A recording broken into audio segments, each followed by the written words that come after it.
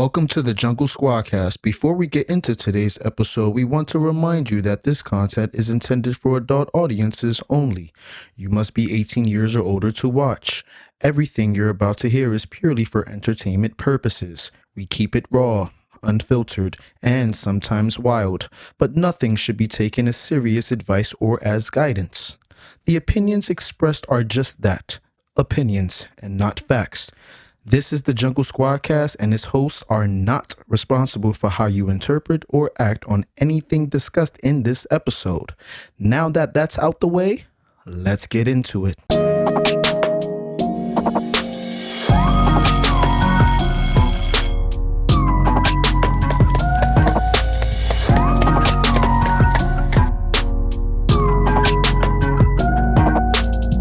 All right. Holy shit. We got a special guest in the building, ladies and gentlemen. All right, before we even get to that, welcome to episode 117 of the Jungle Squadcast. You feel me? We got a brand new guest, Lorenzo Bernardez? Bernardez, yeah, Zo. Lorenzo Bernardez. He is the host of Conversation with Zo podcast. He's probably, to me, my favorite podcast who's representing the Bronx right now, bro. I really appreciate you coming through, bro. Thank you, my brother. That means a lot to me. I feel like this is like a dream come true a little bit. Like this might be a little fantasy because I feel like we've been playing cat and mouse for like low key. Like how long has it been since I tried to get you here, bro? Probably a year and a half. A year and a half? Like that, yeah. But it was supposed to happen last summer, but it just didn't happen. Oh yeah, it's all good, bro. But how you been, bro? Like I've been it's great, only man. been up since the last time. Yeah, blessed and highly favored. You know, super thankful for everything God has bestowed upon me. And yeah, man, just spreading my wings this year. You know what I'm saying? It's been a lot of life changes, a lot of dramatic life changes, but right. Everything is for the greater good. Nah, I really appreciate the fact that you were like one of the only people who's actually in the Bronx, New York City, and has a platform and actually uses it to promote positivity, not only for the adults, but for the youth as well. Like you also told me like you also dabble in baseball. So yeah, I don't dabble. Baseball is my love. It's my love of my life. That's my passion. Oh, that's the sport? Yeah, that's my sport. You know what I'm saying? Like I've been a baseball fan since I was 4 years old. I've been playing baseball since I was about 7 years old. So, and now, you know, being able to play at the pro level, I played in college in Connecticut. Yeah. And, I've been coaching for the last 12 years. Really? Yeah. In the college level? Little league level, but now I'm in like the junior pony, which is like 13, 14, and 15. Oh, so my shit. team this fall is 15 years old. Wow, bro. So you actually enjoy that? Like it's something that you It's the best second job ever. You know what I'm saying? Like which one comes first? It's not even work. You know what I'm saying? Like you just coaching baseball. Like you know what I'm saying? I'm out there playing with the team. Like yeah, you know, you out there motivating the kids, inspiring them, teaching them the game, and just having fun. Which one is like more of a priority, like coaching or the podcast? Neither, because the priority is being a dean of students at a high school. That pays all the bills right there. Wait. Hold on. You're a dean? I'm a dean at a high school. That's my day job. Oh shit. Facts. You know. How do you even have time to do like the dean, the coaching, the podcast at a high level too, bro? I stopped playing. One, like, shout out to the hood fellas. That's my softball team. Okay. So that's how I see the bros. Like, shout out to the hood fellas. So how we hang out is not like going out, nightlife, block, none of that. Like, yeah. I see the bros at softball. We drink, we talk shit, we play softball. That's how I see them. My friends that have kids, yeah. Now it's different because we do play dates and things like that. So that's how we link up. But I don't really have the most biggest social life because I prioritize it would be too much. Like, so I prioritize being a father, a dean, a podcast, and a coach. Like that's like my top four. Dean, podcast, coach. So that's like in order. In order, yeah. So those are the things that mean the most to me. And the beautiful thing is that the majority, all of it kind of syncs together, right? Yeah. They kind of all the same person. Like I don't really have to switch up or be anybody different. It's like the same morals, integrity, and character flow into as a coach, as a dean, as a podcaster, like the same person. So it don't really take much from me. But yeah, man, I've been a dean 3 years now. And it's been the most beautiful, rewarding job ever. You went to school for that, right? I did not. I got my bachelor's in business administration. Okay. But that was just cause, that's what, sport management wasn't going to really be, long term. It wasn't going to serve me like business would. And from business, you could pivot to sports. Nah, but for the dean, you did go to school for that though. Yeah. Well, no, because my nonprofit. Oh. So I got that job through the connections through my nonprofit serving the kids. So Slice of Excellence, we trade report cards for pizza, right? We host monthly pizza parties for schools across New York City for perfect attendance. Yeah. And every 3 months we do the report cards. So through all those connections with the schools is how I ended up meeting Miss Bruno. And Miss Bruno put me on to the dean position at her school. That's called sweat equity, bro. Yeah, in fact. So everything for me is always going to be unorthodox. Yeah. It's never going to be like a straight road. It's more going to be like, a shout out to my Uncle Jay. It's his wedding anniversary yesterday. But he always told me like, I always look at you crazy, but then I always know somehow it's going to make sense. Like, I'm a person that I have all these ideas and you'd be like, no way. Yeah. When, why? But then you'd be like, but he's going to do it. Yeah. We just don't know how. But we know when it comes to Gordy Zoe, he's going to do it.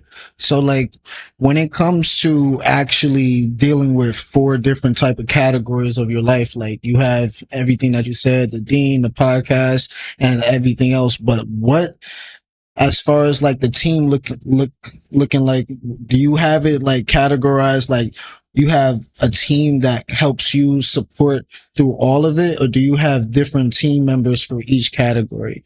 So like your work friends, is that only for work or do they interfere with your podcast life? Yeah, so that's a great question because when you're going the right way, God gonna give you the resources, right? Okay. So at work, I have my co-dean and I have the staff there. So it's kind of like me and the staff making things happen. A lot does fall on my plate, being the person that's like literally in the trenches every day with the kids, making things happen. Coaching wise, shout out to Lisa. You know, that's the big dog, and my assistant coach, Coach Allen. So a lot of it is just communication. Like you have to be a highly effective communicator. Like you can't drop, like in the position that I'm in, you can't be a shitty communicator because everything falls. Like I agree with everything I got going on, especially in the school and the coach. Yeah, a bad day could really be a bad day if I drop the ball in multiple facets of my life. Yeah. So if I didn't communicate with my assistant coach and I had a pretty not good day at work and I also, my guest ain't answering, like that could be a bad day because I'm trying to extend myself so many ways and I didn't get to communicate with everybody the way I was supposed to. So it really just being organized. Like there's a lot of things I don't pay attention to anymore because they don't matter. Like the block don't matter to me. Certain people don't matter to me. The light don't matter to me.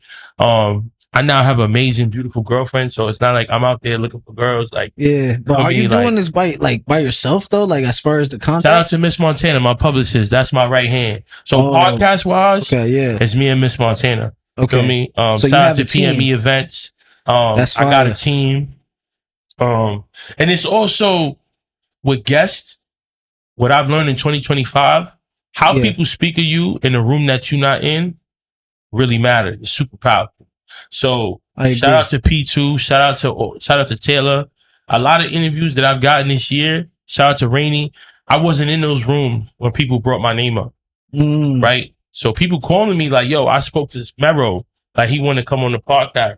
Yo, I spoke to Malibu Mitch. She wanted to come on the podcast. Like my homegirl Taylor was at a random barbecue. That's tough though. Feel me? And she like, yeah, like you got an album coming out? Yeah, go holla at Zoe. But that means you're a genuine dude though, you feel me? And that means you have the platform that gives people the recognition that they want to like promote their rollout use you as a rollout for their music. That's a good thing, bro. Right. So how long it took you to do that though?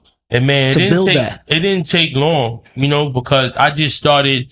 And this is for anybody. Just connect with the people that you know. A lot of people have compelling stories. Yeah. If you're a person that you're a conversationalist and you see the value in different forms of conversation and different stories, like, I know, like, shout out to my homegirl, Darnella Miller, right? She was in the foster care system, right? She taught me something that I actually have merch that says it. This is one of my first drops right here of Peace and Love World, Conversation with Zo merch. Shout out to my brother, David Simon, the owner of Natural Born Brand. She told me that you could turn pain into purpose. That's right? a fact. Of course. And having her, one thing she said to me that I never forget, she told me that she don't look like what she been through. When you meet Darmel, I'm gonna show you a picture of her. You won't know that she went through half of what she went through. Like, she happy, beautiful, married, kids, thriving, nonprofit, doing great things. But her upbringing was very, very dark, like extremely dark, like Tyler Perry movie dark. Full Color Girls type shit. Yeah, like Color Purple too. Like, you know what I mean? And to see her be the person that she is today, married, thriving, giving back to her community, has a very vibrant spirit. Like, that's something that you have to be able to see. There's a lot of potential in her story. You know what I'm saying? The average person would be like, oh, I don't know who that is. But for me, it's like, that's a beautiful story, and I'm going to tell it. Yeah. What's up, man? What's good, man? How you doing, man? How you feel? Good to meet you. Good. This is my other host. This is my boy, Rahh. You feel me? I don't even think I introduced myself because I was so excited to introduce you, but obviously I'm it. But yo, you actually kind of like transitioned perfectly into the icebreaker, which is like, why do you think it's like hard for people to like, I want to say like own up to their actions, and like they have a hard time having that uncomfortable conversation? That's great. So the more you know, the more you're responsible for. So playing dumb is actually an art, right? So the way God looks at it, right? God protects women and fools, right?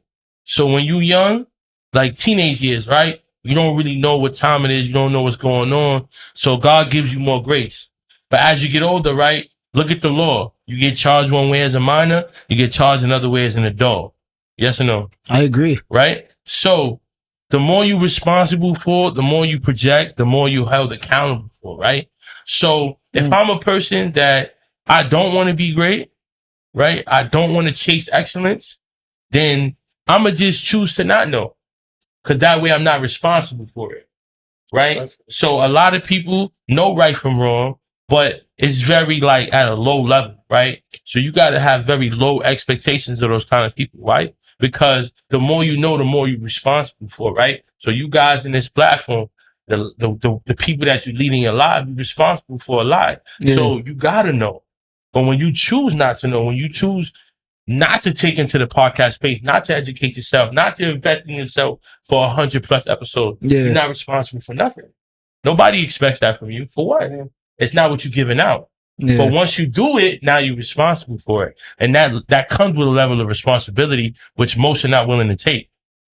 So at the end of the day, just lower your expectations on those kind of people and you'll be all right. So lower your expectation on people who don't want to hold themselves accountable. Oh yeah. And we all know them. We know a bunch of them. So don't try to like change them. What if they come off to you like, yeah, they got it? But that's going to go based off actions, right? So you could tell me anything, but what you telling me and your actions got to match. So just let things play out. So that's why I'm really big on the youth, because the youth, they got to see life come to a full circle. How you feel at 18 is totally different from 28. 25 and 15 is two different people. Right? So that's why life got to take its course. Yeah. Wow.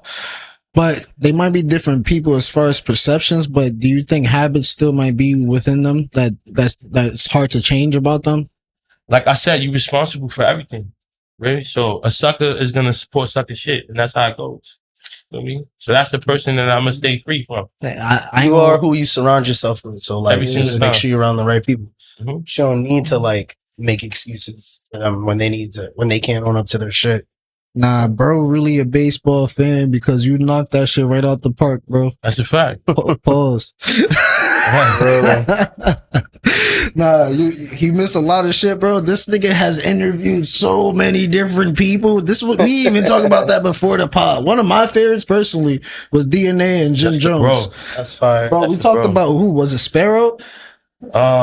We spoke about Ian Dunlap, Jim Jones, DNA. I have 2 parts with DNA, so I have a part 1 and a part 2. Oh, that's fine. And the second one was even more special because he lost his mom about a year ago. And when he interviewed, when we did the second interview, I wasn't really doing interviews at the time because my mom was in hospice. Yeah. So I had to go to the hospital every day because I didn't know what like, nobody knew when was her last day going to be. Ultimately, her last day was January 17th, right? 2025. But wow, so during that time, I only interviewed people that I actually knew, like that way I could tell them like what's going on. Like, yo, if I cancel, this is why. Feel me? Yeah. And I don't have to over explain because we already have a relationship. But shout out to my brother Rahh, who he lost his parent, and shout out to my brother DNA, who we were able to do part 2 as well. So those are the 2 people that we interviewed during that time period. And that was powerful for me because having a big platform like mine, it's a lot of things that I can't say publicly because that puts all my family, not in jeopardy, but it puts all of our business out there, right? Because there's so many people watching me. So I didn't say much, but the beautiful thing about them having gone through the experience recently is like they said everything I wanted to say. Yeah. So I just had to ask the right questions and they said it for me. My only question to that is because it's so recent and you seem like you have like a great head on your shoulders. Like, how were you able to like bounce back, or is it like a day-to-day type of thing? Like, how's your mentality? Because you are juggling a lot, and now that's a big emotional. And maintain it like emotionally and just like mentally. Is it motivation? It definitely. My parents were 2 very, very strong people, so I would say the foundation they laid out for me and my siblings. Shout out to Jenny, Kevin, Guaco, Edwin. We're all very strong people. Like, if you look at our friend circle, we're usually like the leader of our friend circle, like all of us in our own way, right? That's tough. My mom was the rock of our family, and yes, she had her ways, but I feel like a lot of the early podcasts dwelled on a lot of the negative, but now leaning on the positive side, I think she did what she felt she had to do, right? It doesn't make it right. It doesn't make it wrong. But when you're in survival mode, you're going to do what you feel is right. Yeah. Right. And that's what you're doing, what you feel to survive. Right. Yeah. Secondly, working at a high school, I see that my mother took great care of us. Like, I never went to school hungry, dirty. My uniform was ironed every day, always presentable, always had a few dollars in my pocket. Like, seeing what kids go through now every day, it's like, damn, you don't got nobody looking out for you. Yeah. You don't got nobody checking up on you. You just winging it. You know what I'm saying? Going through the motions. Going through the motions, no curfew. Like, you look unkept, for lack of a better word. You know what I'm saying? So what's guiding me now is that I've really took a deeper dive into my relationship with God, and his strength is what carries me. Amen. You know, I'm not here to say I have it all figured out, but getting closer to him has made a lot of things make more sense. Understanding things biblically and understanding like the word behind your action. You know what I'm saying? And there's a way that we're supposed to move, right? So once again, I was once a fool, but now I'm a king. Now I'm responsible for the actions of a king. I'm no longer responsible for the actions of a fool, because I'm no longer a fool. Yeah. You know what I mean? So the one that you feed and the one that you starve is the one that shows up. Bro, reading his Proverbs, I ain't gonna lie. Yeah. I fuck with it. I mean, I can still curse, right? Of course. Yeah, I fuck with it, bro. I ain't gonna mess with it very heavy. That's where I'm at, man. So I like the context. You know, a little off the record story, but you know, the young lady that I'm dating now, she's like, oh, like, you gotta meet my mom. You met her in church? I met her at work, actually. Oh, okay. You know what I'm saying? But she let me back to my faith. That's a beautiful thing about her. Yeah. When she said you gotta meet my mom, it dawned on me like you're not meeting none of my parents. Damn. In that moment, it was just like, damn, bro, like, I never even thought of that. Because obviously it's things that kind of continue to happen as time progresses. Like, we still in real time it is. So, you know, my mom died, 6 months ago, right? My dad died 10 years ago. His birthday's actually the 21st coming up.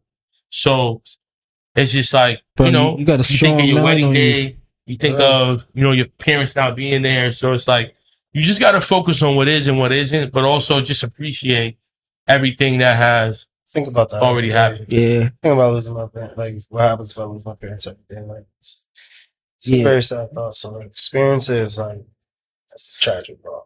Yeah, man, make the most of it. Make amends, bro. I would say for you guys, you know, you guys are younger than me. Break the generational curses, bro. Like, there's a lot of fuck shit that's in our families, a lot of toxic behavior that's in our families, and it may or may not be. But I'm saying, like, for whatever it is that causes distance between anybody, they gotta squash it.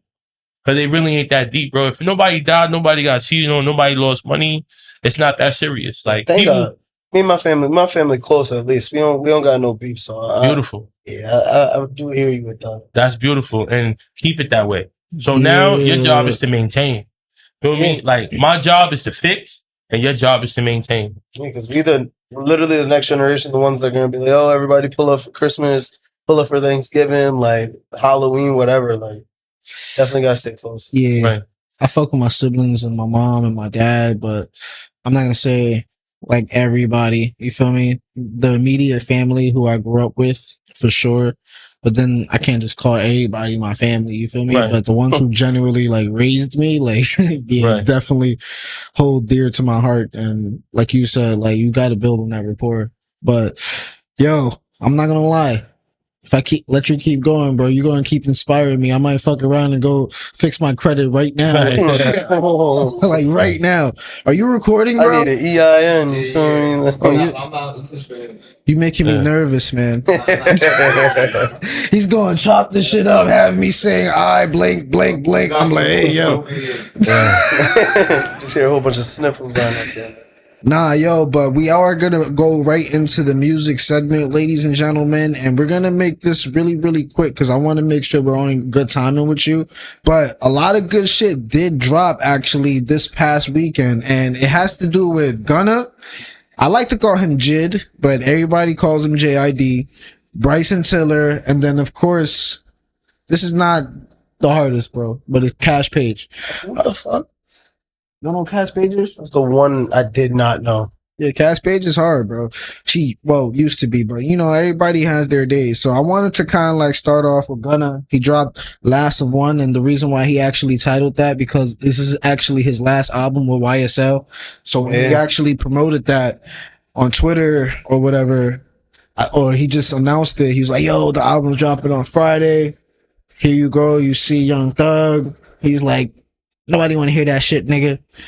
And then actually did though. And then that was Wanna it. hear that shit. Yeah, like he said it with WUN, like wanna hear that shit. Like how he usually has all his albums with the WN, like one of one or whatever. That seems to be his thing. Is it because of like Gunna and then the U? That's what he does. So everything with an O is a U or some shit. Like I don't know. He's just being creative. But were you guys able to hear a little bit of the album? I actually did listen to Last of Wun. It wasn't a bad album at all. I thought it was pretty cool last piece. He has some cool artists on there. And I'm excited for what he gonna do by himself. You feel me? Like I feel like he can't miss. Like he's doing fine regardless. And this album was just to show everyone I'm gonna do fine regardless without YSL. I think I'm happy about him definitely leaving YSL, but there's clearly beef because the amount of effort I personally feel like Gunna put into this album was like less than minimum. I think there's really good songs on the album, but there's definitely like the last album that he came out with, One-on-One? No, it was like his breakout album when he just first came out of jail. It had like Bread and Butter.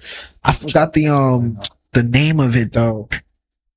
But that album, he had like to me personally, he was really good at mixing it up a little bit. This time he was just like, oh yeah, a gift and a curse, bro. Yeah. Like a gift and a curse. That was Gunna's like, to me, he was like at his peak. Like, but ever since then, I personally feel like he just been kind of like just stagnant, and he hasn't been able to like take it past that. So like, hopefully, I think it was just because that he had like albums and a contract due with, you know, and he just wanted to, you know, let me take this, get his homework, give this nigga his work so I can get out this contract, and then you know what? Now I'm gonna start dropping heat. I think Fuck You Mean came out after he came out of jail, right? Yeah, that was on the album A Gift and a Curse. He had a few, but as being the king of the sidewalks, Gunna was out of place, right? You power and money don't give you the right to do things that you know you don't 100% agree with. So the stance that he took in the YSL case and everything is because you're doing things that don't serve you, right? You in positions you don't belong in. He's a sidewalk guy. You can see it, 100%. Gunna don't strike no fear, nobody hard, right? But you in Atlanta, you around them. Yeah. So now you think you're a wolf. You still a sheep though. You look like what they say, a wolf in sheep's clothing, right? Yep. Oh, but he was the other way around. Sheep. Right? He was a sheep in the inside. Yeah. Right? I know that for a fact. You know why? Growing up in the South Bronx, I was a sheep. That the Bronx brung the wolf out of me. Why? Because as you go outside a little more, you go into high school, you got baseball games in different neighborhoods, this and the third. I got cornered one time and I couldn't run. Yeah. I used to get boogied. And in that one moment, they got me. They got me good too. Cause look, I'm walking. This is me. They had two here, and two behind me. So they closed in. There's no way to go. No way. Execution on your ass. Got him. You feel me? No way to go. So I'm closed in. Nah, I ain't gonna nigga, I would have flew. I'm 13 though. 13. That'd have been the day I started flying. Yeah. So you feel me? So when you hit the growth spurt, I was always big, and then I would say I got taller. I would say by freshman year, I was like 5'10". Oh yeah, you and wildin'. then by college, by the time I went to college, I was 6'1". By the time I graduated, I was 6'4". Oh yes. Right. So in college I grew like an inch a year. I was 6 feet, 6'1", and 6'4" when I graduated. Goddamn. The best thing that happened when I got cornered, it was on the hill. Oh shit. For me, I had to hit one dude and run down the hill. For me, like the feet, the momentum this is where science comes into play, right?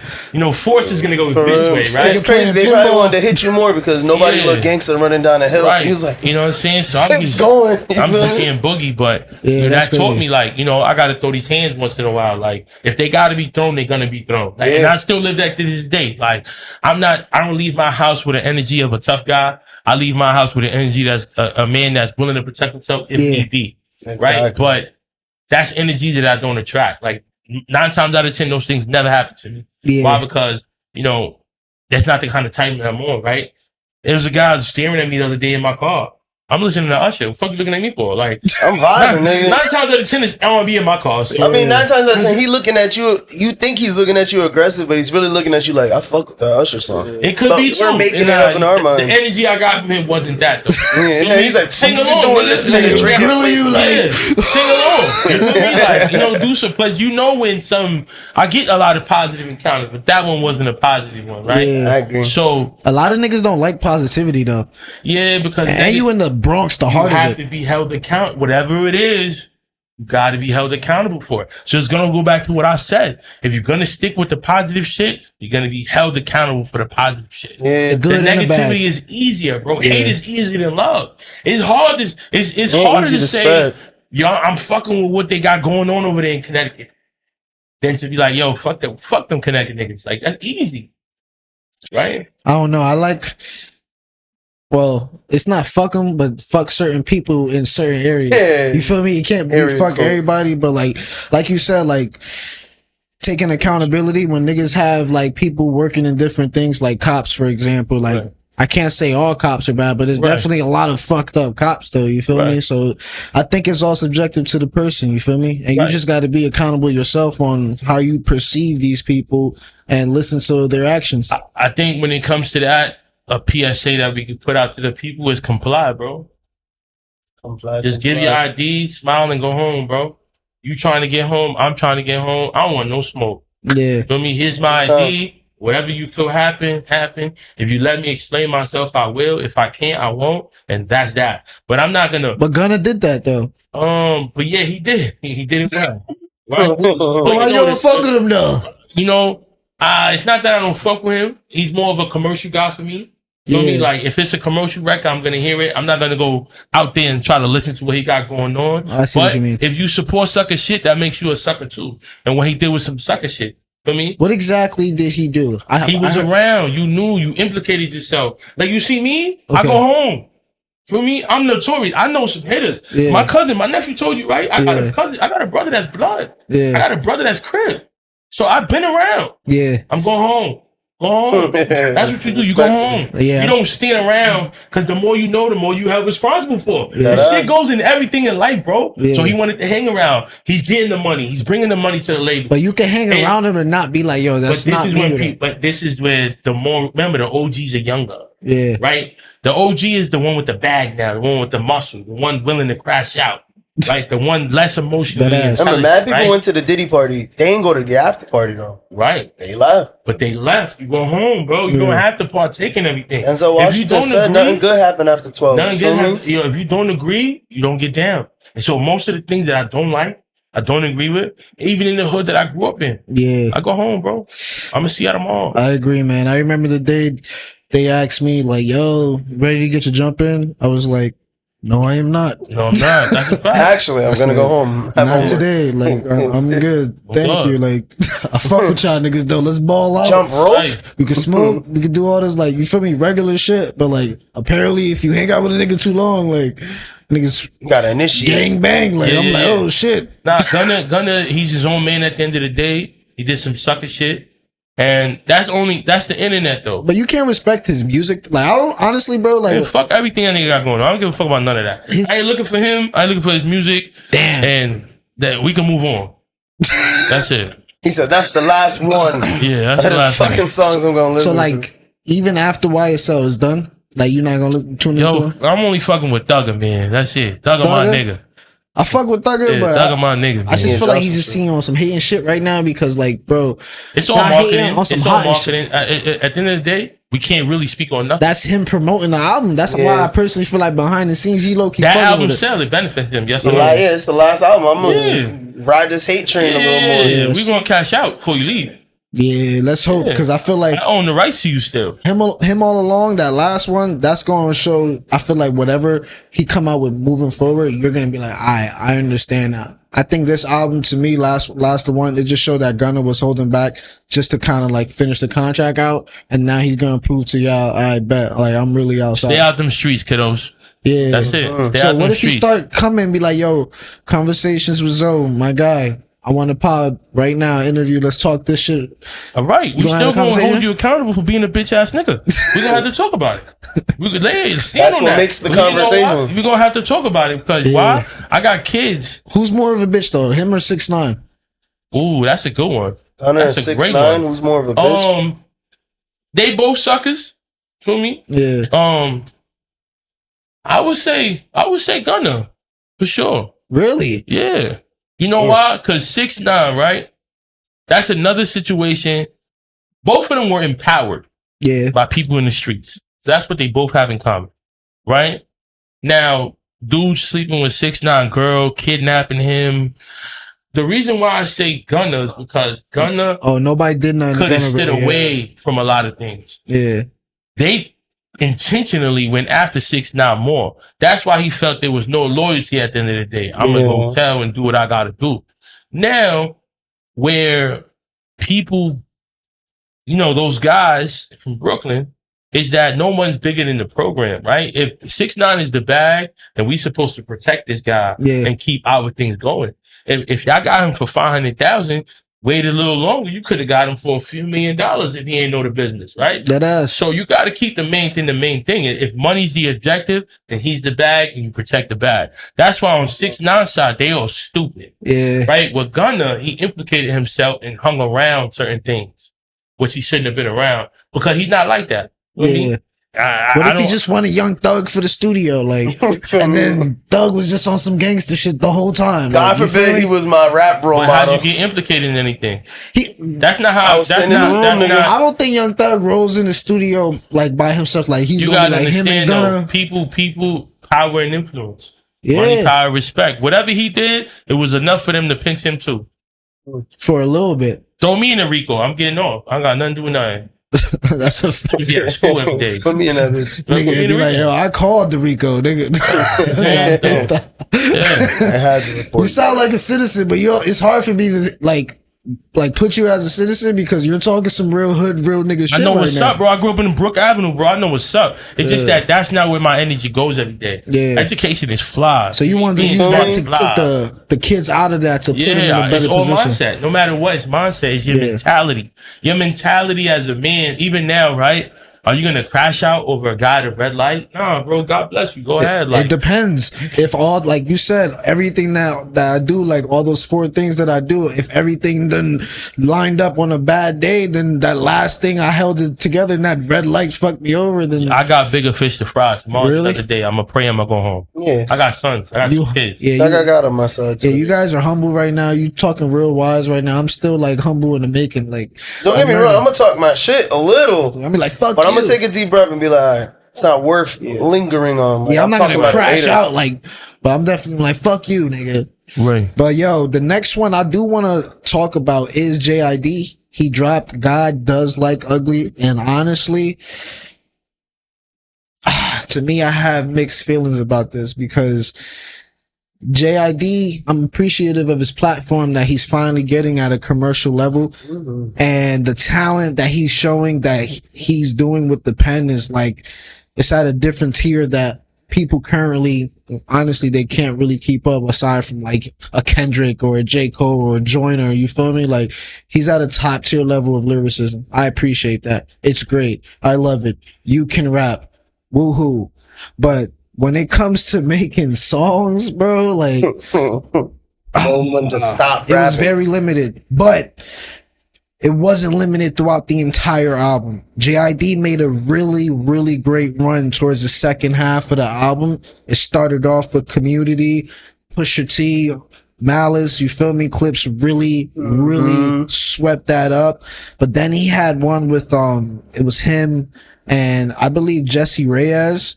And I was just like, bro, all right, now you're beginning to show me you're more than just a lyricist. So I appreciated this album because he showed me like, yeah, he shows him what he likes to do, but he also showed you like, all right, I can also do what you guys would like to hear as well. Right. So it was, to me, it was a perfect balance. He started off real strong with lyricism, and that Eminem song was just, and Lil Yachty and Eminem in the first 3 tracks, it was a lot to digest. But you got the features and shit? Yeah. Yeah, because it was like 4 songs in a row. Yeah, he went with Lil Yachty, Knew Better. Then he had Lisa was Black. Then he had Animals Part 1 with Eminem. Then You Ugly with West Side Gun. Or you talking about Community? Yeah, so it started off with Community. That shit was tough. Then, oh yeah, Baby Kia. That shit was tough too. But it was Community, Skate with Earth Gang. This is what I was, and Sierra. I was like, I bet. Bro is showing diversity. He can make an actual dance song. Skate, I said that, my fault. JID, and Don Toliver, it was What We On.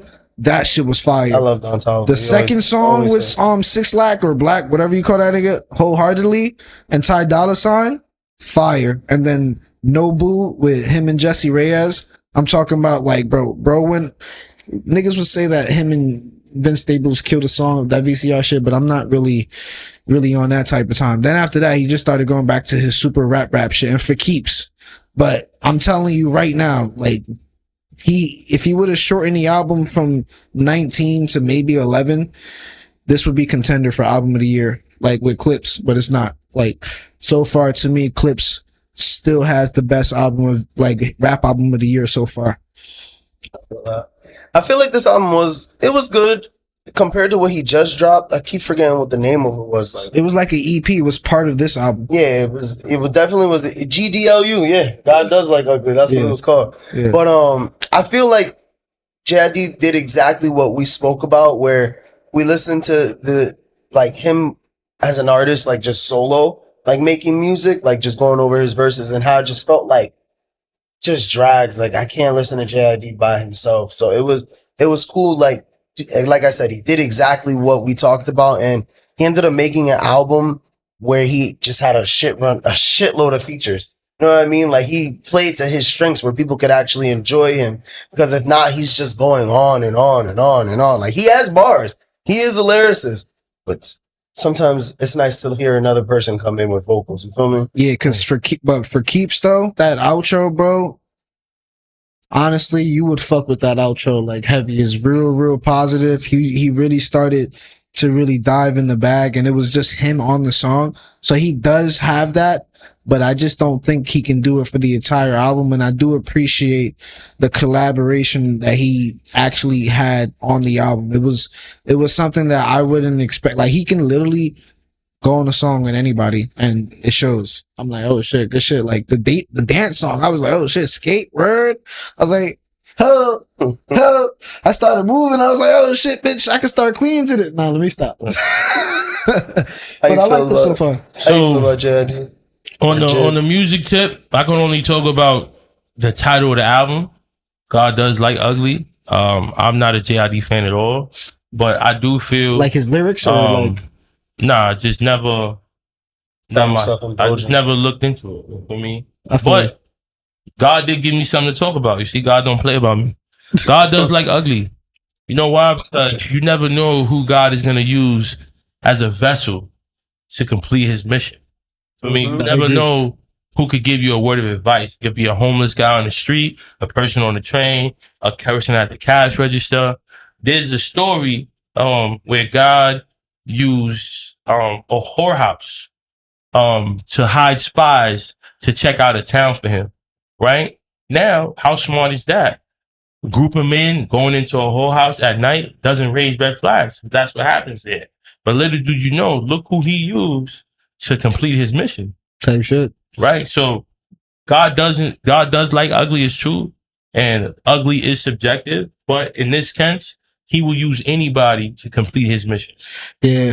I would also think, like, to me, it wasn't more of like how you look in the outside. It was more of like how people are like really on the inside type of thing. Right. And internal. Yeah. And that really stuck out to me because he used a lot of different examples and explaining that. I like when when an artist can use a title, stick to the theme of that title throughout the entire song. Throughout the entire album, and be like, yo, this makes sense from top to bottom. So I got that from his project, and I appreciate the fact that he's getting this platform, but I think he's quickly, like JID's quickly getting oversaturated. Like within the next, too much. Yeah, it's too much. It's too much. Like if you rap, bro, you gotta rap and say something. You feel me? But a lot of people rap just to fill up space, and I feel like he did that a lot in his album. He just rapped just to fill up the song until he got to the second half of the album, and it became a little bit more substance. The first half, he's showing his like talent. Yeah. The second half, he's showing what he can actually do. So on the JID, we can move on. I don't really care for him. Bryson Tiller is my guy. Kaash Paige, I don't know who you are. Bro. I understand. You used to, you feel me, the host, but you were the guest today. Yeah. I got you. We are going to move on to Bryson Tiller, but you probably didn't even hear it, did you? Nah, I didn't. It's weird because I've never heard a nigga drop Bryson Tiller. Like Bryson Tiller did Bryson Tiller, my drop. idol. He got a new song with Chris Brown. Yeah, it depends. For me, he dropped a 2-disc album, like, but it's only the second like disc. So he dropped disc 2 first, and then the second disc is gonna come out in October. So I thought that was like an interesting drop. Out of the entire project, bro, honestly, you really are gonna fuck with it. Like, everything in this lineup, that was straight vibes. That's like the one thing I listened to the whole way through and fucked with every single song. Man. He did a great job.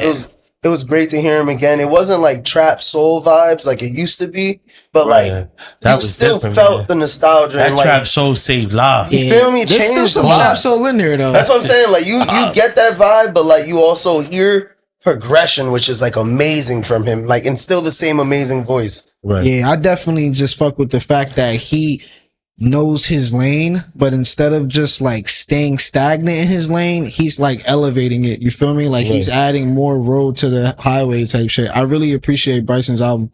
But Kaash Paige though, I saved her for last because one, it was a quick listen.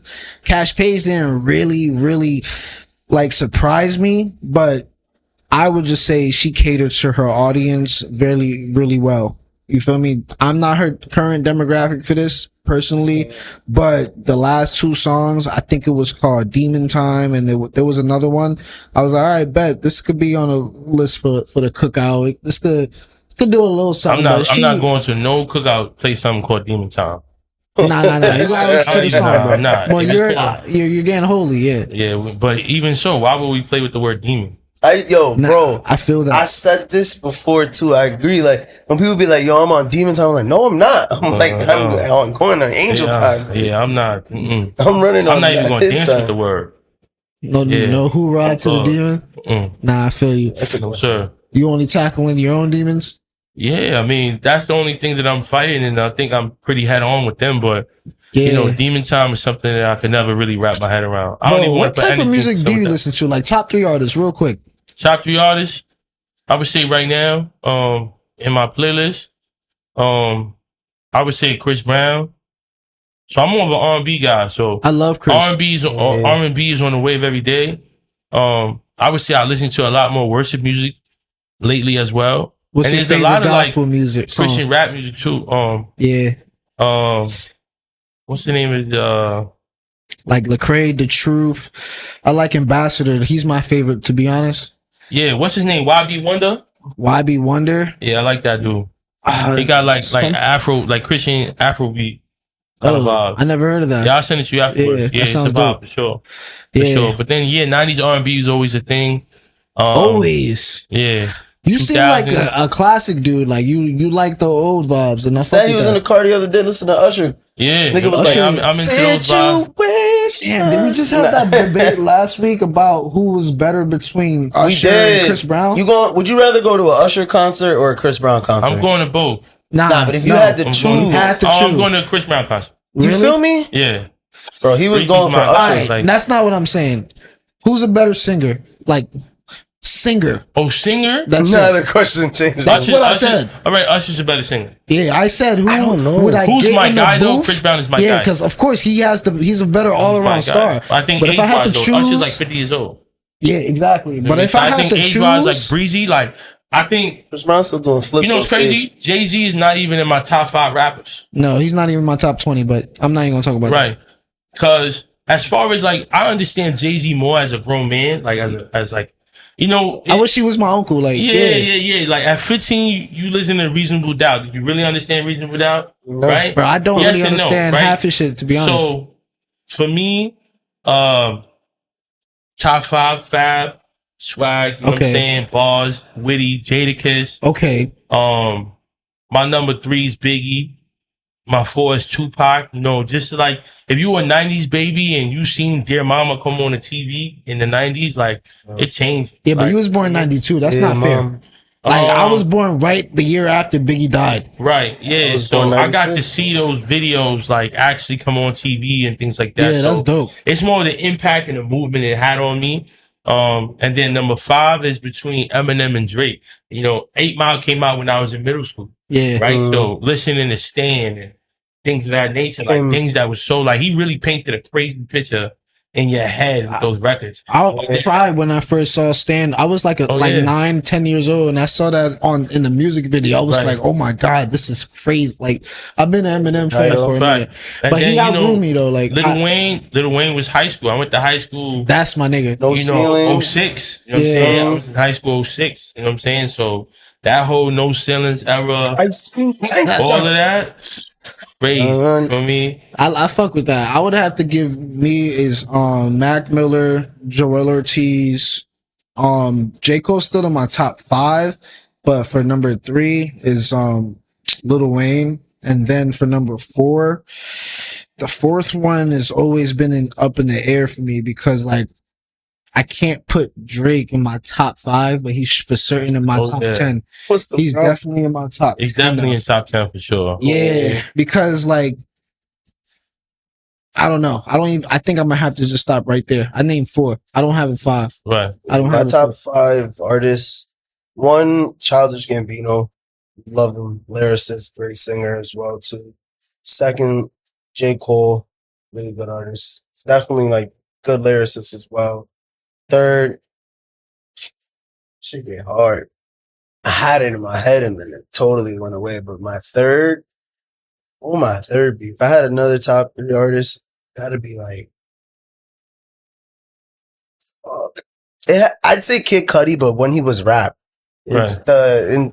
I still listen to what his change was, but it's just like Day and Night, like. But yeah, Day and Night, like Man on the Moon, like that was my era of Kid Cudi that I still fucking love. Early Cudi, he had a huge impact, but I would have to throw Wiz Khalifa as my number 5 because him and Mac together in 2010 and 2011, like I generally grew up with those niggas. Like Mac was like a heavy like impact on me for It's sure. actually my 4 and 5, Mac and Wiz, because Burn After Rolling was amazing. I gotta stop talking, bro. Oh, Burn After Roll. Burn After Roll was amazing. That's my shit. Fucking Cushion Orange Juice 1, 2, like 3, 4, like Cabin Fever 2 though. Part 2 though. He was dropping mixtapes every him day. And Big Sean, that's what made me. He genuinely made me like Big Sean. Like I was like, oh shit, I should probably listen to him. Yeah, I'm not a fan. There for me though. Right. Yeah. Except for Dark Sky Paradise, or what's it called? Yeah, right? That's what it's called. Dark Sky Paradise. The song with Bless. Yeah. Yeah. That shit was hard. Yes. That album, he peaked.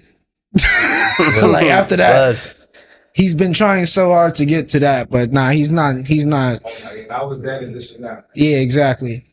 For sure. But I am officially done. I'm actually going to pass it to my boy here. We're going to start getting into the trendy news. Yes, you feel sir. Me? How are you feeling so far in the part? You actually enjoying yourself? I'm good. We here with trendy. Y'all already know.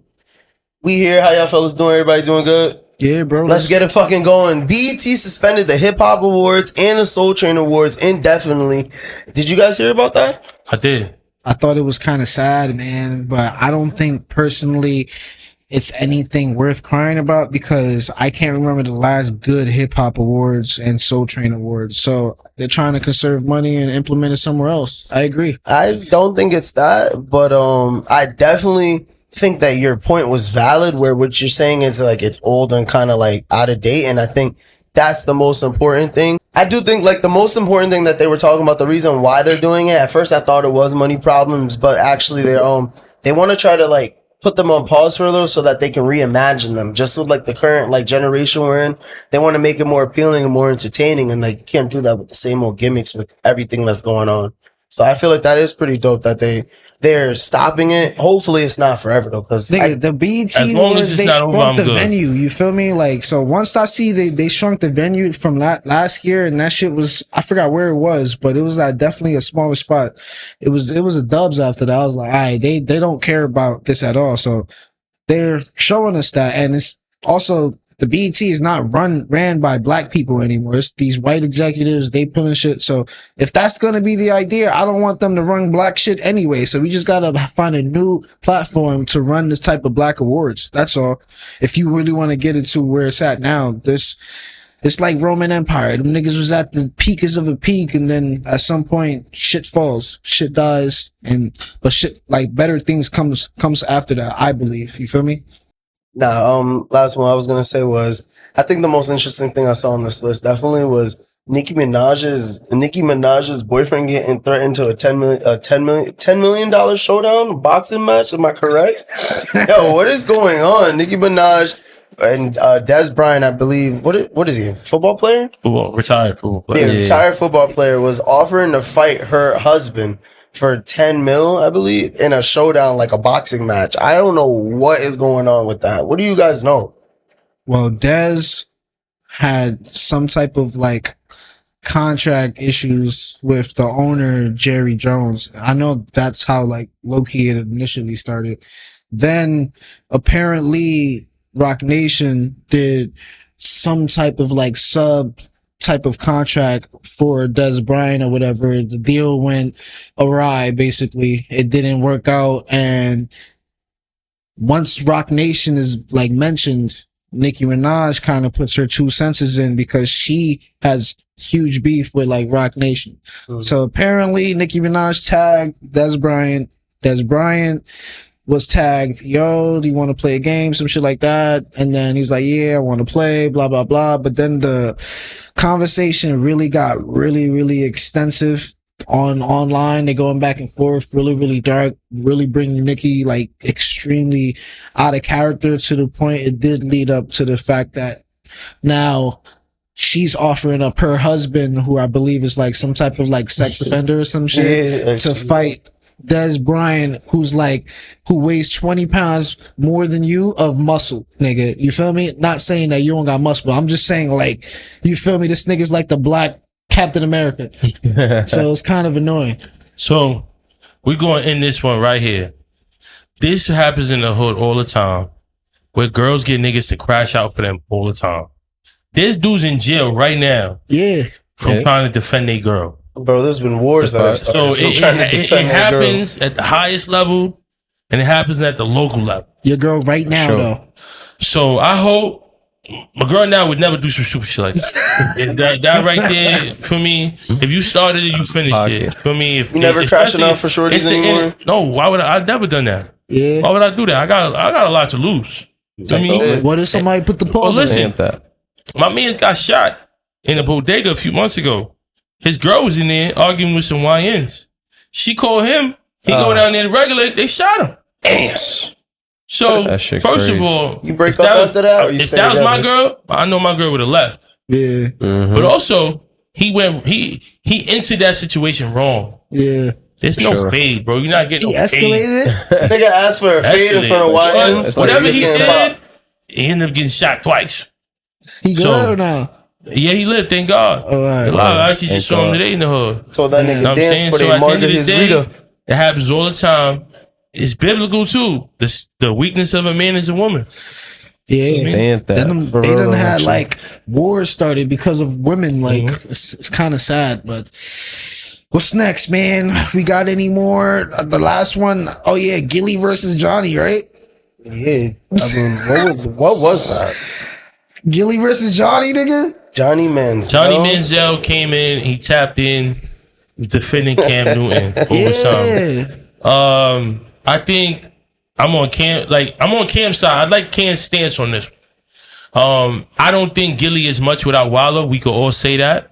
Yes. I don't think either or. I think they both need equal. Get the fuck out of here, bro. Come on. I'm sorry. I'm sorry. Wallo was jailed 20 years. Gillie was where? Exactly. It was $2 worth of game. And then Wallo came home and it became $1 million, brother. Oh, yeah, God, right? Nobody give a fuck about Gillie before. Nobody. I'm sorry. He was in the cut. His saving grace was his cousin. That's why he get him all these immaculate gifts every year. I would too. If my cousin is Wallo, I'm giving you a yacht next year. Then I'm gonna extend it by 3 feet the next year. I would love that nigga as my cousin. Oh yeah, of course. Everybody wants a cousin like Wallo, but Gillie is not relevant without Wallo, and that's facts. That's law. So you think Wallo could hold his own platform? Wallo could hold a million times over. Wallo, he's the relevance. Because Gillie not jacking the sidewalks or the streets. He's a hybrid, right? Gillie ain't got no name in the streets.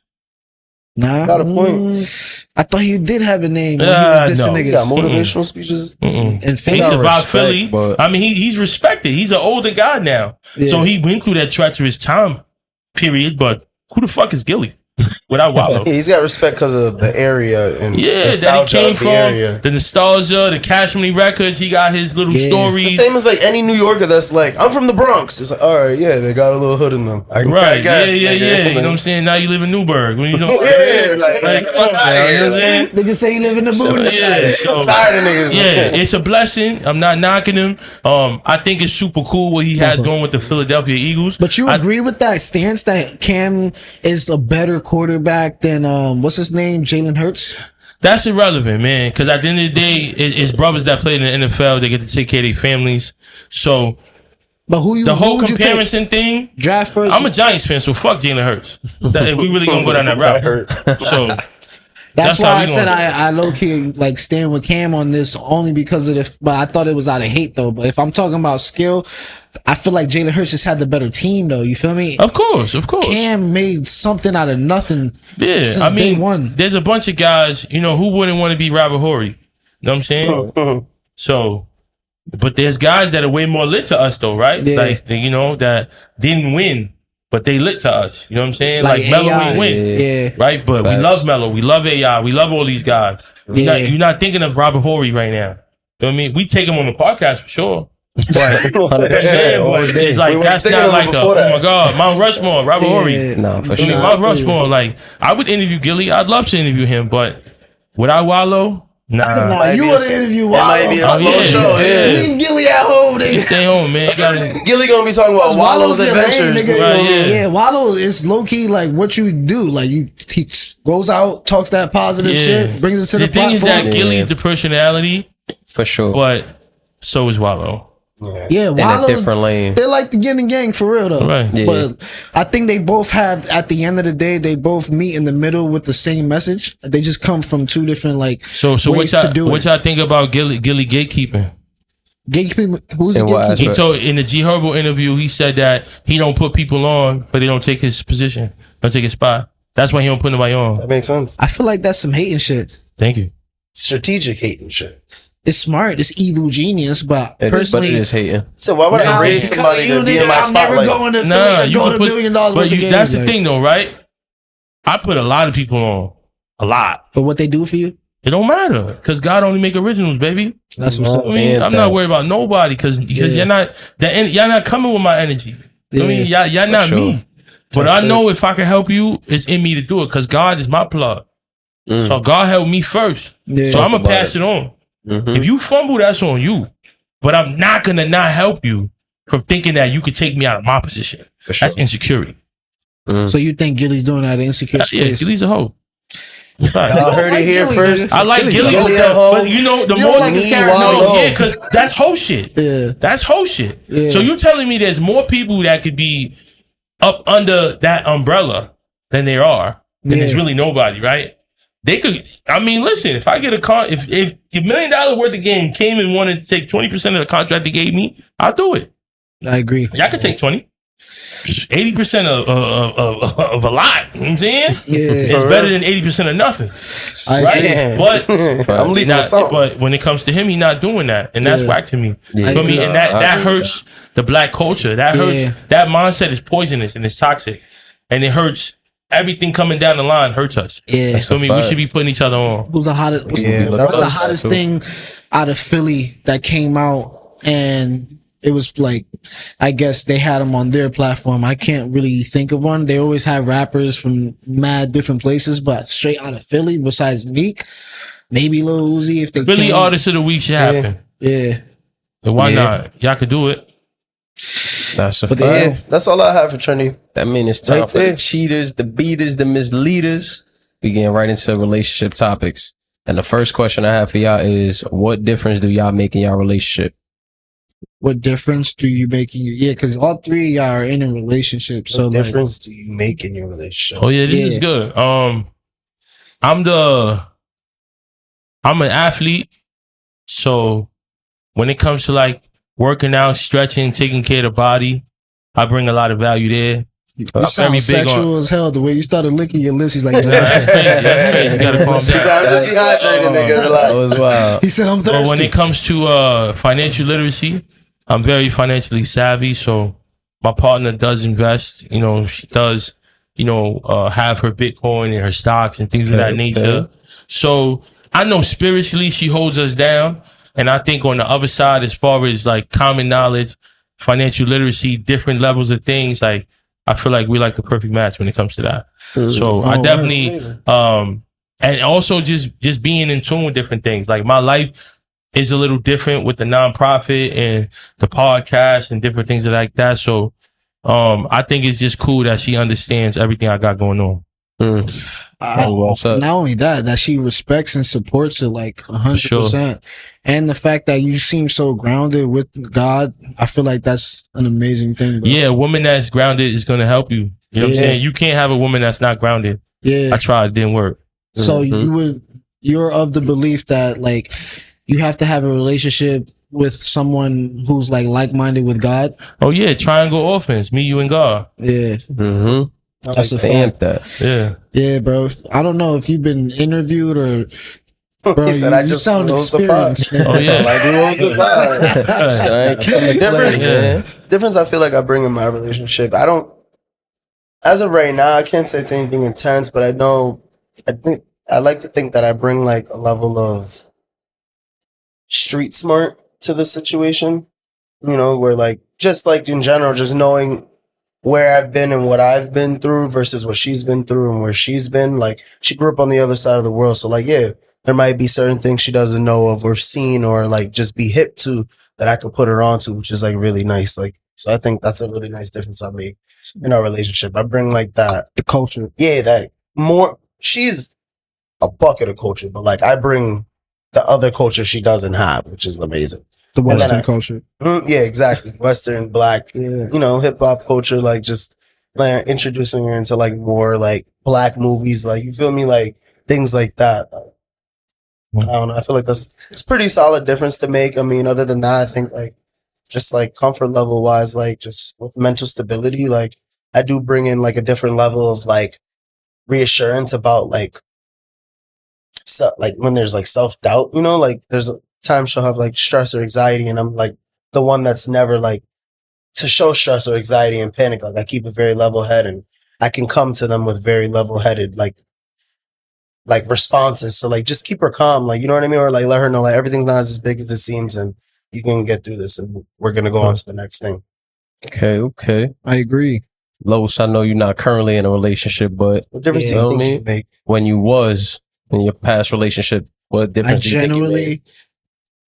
I'm gonna pass it to you, bro. I didn't make a difference. That's why I'm single. That's a good answer. Respectfully. That's respectable.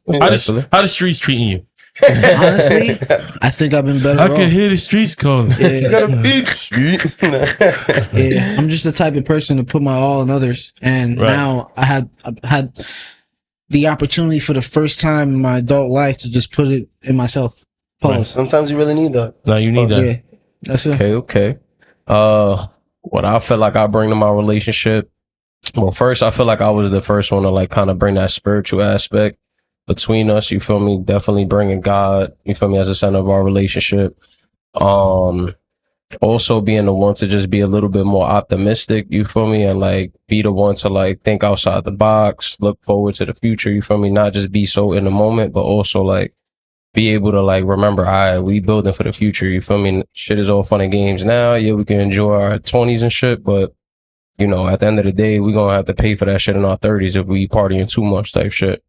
But aside from that, I also feel like I bring a strong level of like groundedness, you feel me? Like I could be a real safe haven, you feel me, for the relationship type shit. You know, when she doesn't know how to deal with her emotions, I'm a good safe space for her, you feel me, knowing how to ground her type shit.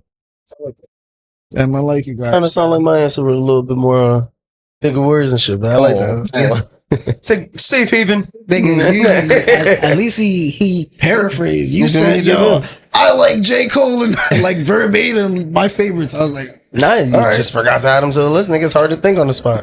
Yeah. Nah, that was all great answers. I ain't gonna lie. All right, so the next question I have for y'all is, would you prefer your partner to be more kinky or romantic? What you think? I think romance is more intentional. So I feel like kinky is kind of in the moment. It's like kind of spontaneous. So More I think lustful. longevity wise, romance is more intentional, right? It's more, you know, kinky. When I hear that word, I think of lust, right? Lust is very temporary, like very like in the moment, impromptu. But when I think of romance, I think of something that's going to last. It's more longevity. So I definitely prefer romance over kinky. I 100% agree with that, because I feel like when it comes to kinkiness, that's something that like too much of it, you're going to get tired of it, versus romance. Since it's due to the spontaneity of things, it's not going to be the same because you can't, in order to continue to be romantic, you got to evolve the relationship, and evolving a relationship, you won't like the same things you like 5 years ago, 10 years later down the line. So I think definitely romance, because as you grow older, your romance like matures. But being kinky, I just feel like you're low key, like there's no level of like growth from there. It's just, all right, you're just being kinky now. Yeah.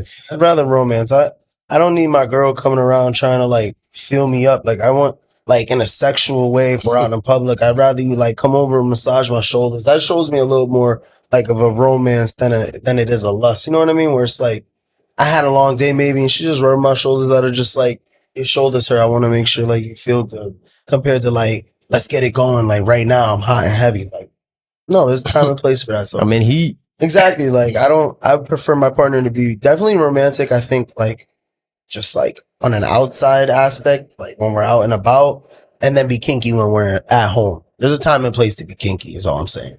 Yeah, I agree.